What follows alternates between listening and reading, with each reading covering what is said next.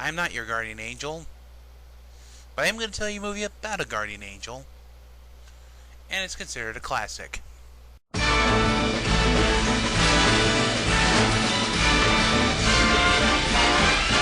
It's the most wonderful time of the year,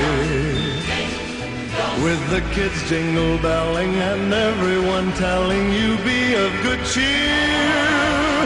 It's the most wonderful time of the year. Released in 1946, it's a Wonderful Life. So what is the movie about? Well, the story centers on a man named George Bailey, played by James Stewart, who pretty much, from when he was a boy to when he's an adult, wanted to do one thing. Go see the world. Do wonder things outside the world.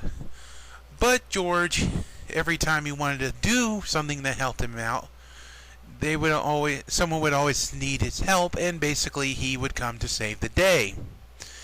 One day he finally does reach a bit of a problem when the money that he was supposed to give to Mr. Potter gets left in a newspaper, and as far as George is concerned, it's lost forever.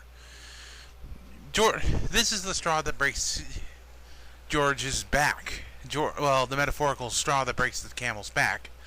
And George is about to commit suicide when he's visited by his guardian angel, Clarence, who has basically had a history lesson of his whole life and tells him that his life is worth something.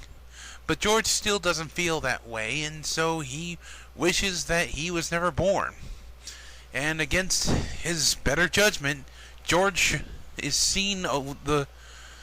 shows George the very dark and grim future if he was never born.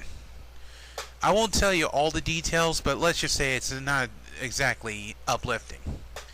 Now, here's what I think is hilarious about this particular movie. When this film was originally aired, way back in '46, it actually bombed in theaters. You think it's ironic, a movie that does so badly is now like everybody and their cousin's seen it at least 10 times. So that's kind of a laugh for me, in my opinion. Now, one thing I should also point out about this film that I have a particular interest in, besides the fact that it's been colorized, and I've never seen it colorized, except for like bits and pieces.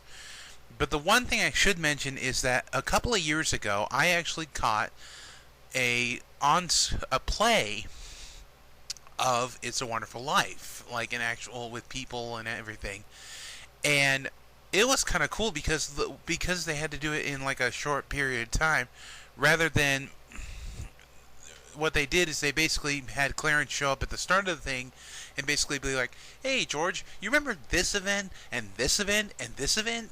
And then we get the dark, bleak future. So, do I recommend It's a Wonderful Life? Do I really have to? I mean, everyone's probably seen it. And so, yeah, I say, if you haven't seen it yet, give it a shot this week, Christmas. And remember, when a